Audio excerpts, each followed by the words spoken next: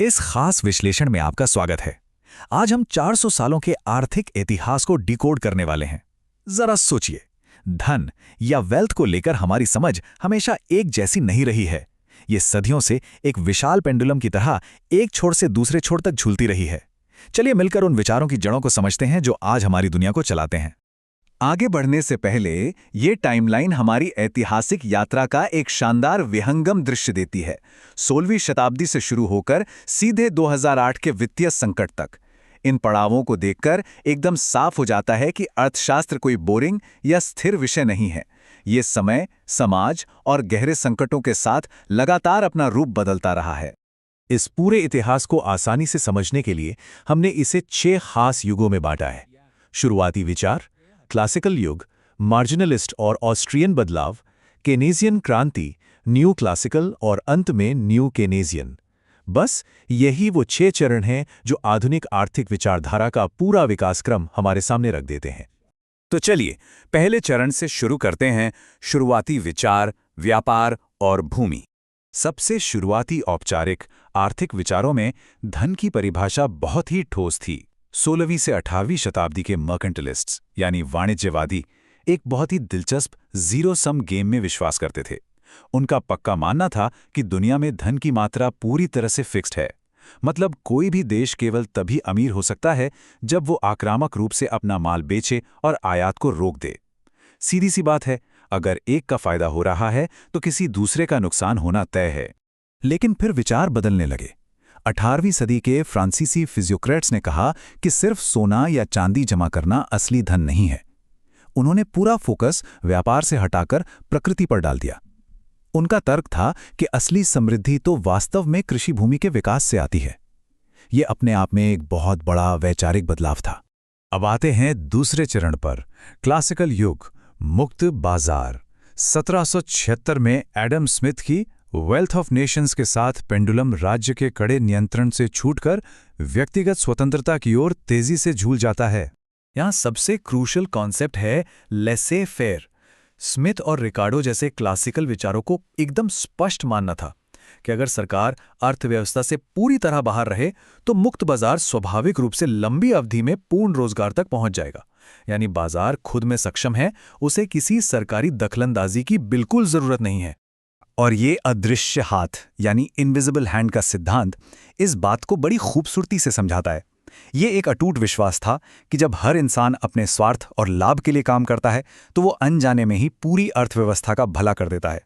किसी master planner की कोई जरूरत नहीं है, बस उत्पादकों और उपभोक्ताओं को पूरी तरह स्वतंत्र छोड़ दें और ये अदृश्य हाथ सब कुछ अपने आप बैलेंस कर देगा। इसके बाद आता है हमारा तीसरा चरण, मार्जिनलिस्ट और ऑस्ट्रियन बदलाव। 19वीं सदी के अंत तक आते आते पेंडुलम पूरी तरह से वापस नहीं लौटा, बल्कि बाजारों को देखने का हमारा नजरिया बहुत ज्यादा रिफाइंड और मैथमेटिकल हो गया।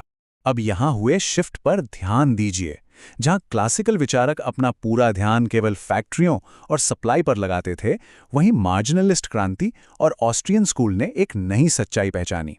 उन्होंने महसूस किया कि व्यक्तिगत मनोवैज्ञानिक संतुष्टि यानी डिमांड साइड से मिलने वाली यूटिलिटी भी उतनी ही मायने रखती है। कोई चीज कितनी कीमती है, यह सिर्फ उसे बनाने की मेहनत से तय नहीं होता, बल्कि इस बात से तय होता है कि कंज्यूमर उसकी कितनी परवाह करता है। फिर हम पहुंचते हैं चौथे चरण पर, केन्जियन क्रांति। सब कुछ ठीक चल रहा था, लेकिन फिर 1929 की भयानक महामंदी ने दस्तक दी और खुद को सुधारने वाले मुक्त बाजारों का सारा भ्रम पूरी तरह चकनाचूर कर दिया। हालात इतने बेकाबू हो गए कि पेंडुलम को मजबूरन सरकारी कार्यवाही की ओर नाटकीय रूप से झूलना पड़ा। जॉन मेनार्ड कीन्स ने आकर क्लासिकल नजरिए पर सीधा प्रहार किया। उनका साफ कहना था कि अर्थव्यवस्थाएं कोई जादुई मशीन नहीं है जो खुद को जल्दी से ठीक कर लेंगी।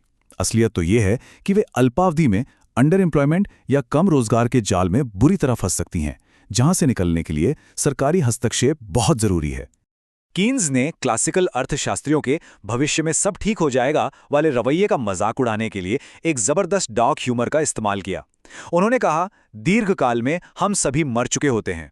मतलब भविष्य के संतुलन का इंतजार करना बिल्कुल बेवकूफी है। हमें महंगाई और धीमी ग्रोथ को ठीक करने के लिए तुरंत इसी वक्त एक्टिव सरकारी मदद की जरूरत है। चलिए अब 5वें चरण की ओर बढ़ते हैं, न्यू क्लासिकल, बाजारों की वापसी। 1970 के दशक तक शिकागो विश्वविद्यालय के विचारकों को लगा कि पेंडुलम सरकारी नियंत्रण की ओर कुछ ज्यादा ही दूर चला गया है, और यहीं से मॉनेटरिस्ट और न्यू क्लासिकल क्रांतियों की शुरुआत हुई।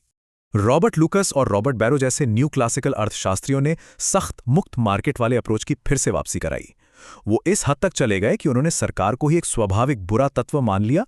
उनका मानना था कि ज्यादा सरकारी नीतियां सिर्फ प्राइवेट उद्यम को नुकसान पहुंचाती हैं। हालांकि इसका मतलब ये नहीं कि वो सरकार के पूरी तरह खिलाफ थे।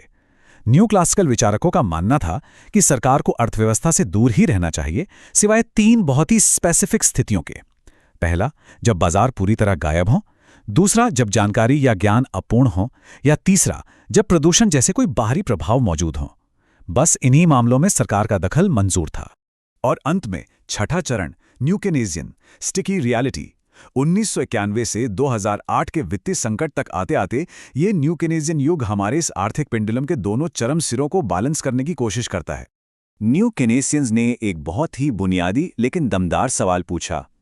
अगर न्यू क्लासिकल विचारकों की बात सच है और बाजार पूरी तरह से मुक्त हैं, तो मजदूरी और लागत तुरंत एडजस्ट होकर अपने आप बेरोजगारी को खत्म क्यों नहीं कर देते? मंदी इतने लंबे समय तक क्यों चलती है? जवाब छिपा है स्टिकी प्राइसेस या चिपचिपी कीमतों की इस अवधारणा में। असली दुनिया में कीमतें और मजदूरी रातों रात नहीं बदलती। कोई भी कंपनी संकट आते ही तुरंत अपने कर्मचारियों की सैलरी आधी नहीं कर सकती है ना। इसी धीमी गति के कारण कीमतें स्टिकी रह जाती हैं और बाजार तुरंत बेरोजगारी को रोक नहीं पाता। इसी स्टिकी वास्तविकता को मानते हुए न्यू केनेजियंस ने प्योर लेसे फेयर अप्रोच को खारिज कर दिया। उनका मानना था कि अर्थव्यवस्था को स्थिर रखने के लिए हमें सेंट्रल बैंक से मॉनेटरी पॉलिसी और सरकार से फिस्कल पॉलिसी दोनों के मिले-जुले एक्शन की सख्त जरूरत है। पूर्ण रोजगार अपने आप नहीं आता, उसे लाना पड़ता है। तो हमने देखा कि कैसे 4 शताब्दियों में धन और अर्थशास्त्र की परिभाषा शुरुआती वाणिज्यवाद से लेकर न्यू केनेशियन विचारों तक एक पेंडुलम की तरह झूलती रही है। ये पूरा सफर हमारे सामने एक बहुत बड़ा सवाल छोड़ जाता है। यदि आर्थिक सत्य इतने लंबे समय तक इस तरह बदलता रहा है, तो वह कौन सा भयंकर संकट होगा जो अर्थशास्त्र की अगली पीढ़ी को एक पूरी तरह से नई विचारधारा गढ़ने के लिए मजबूर करेगा? सोचने वाली बात है ना।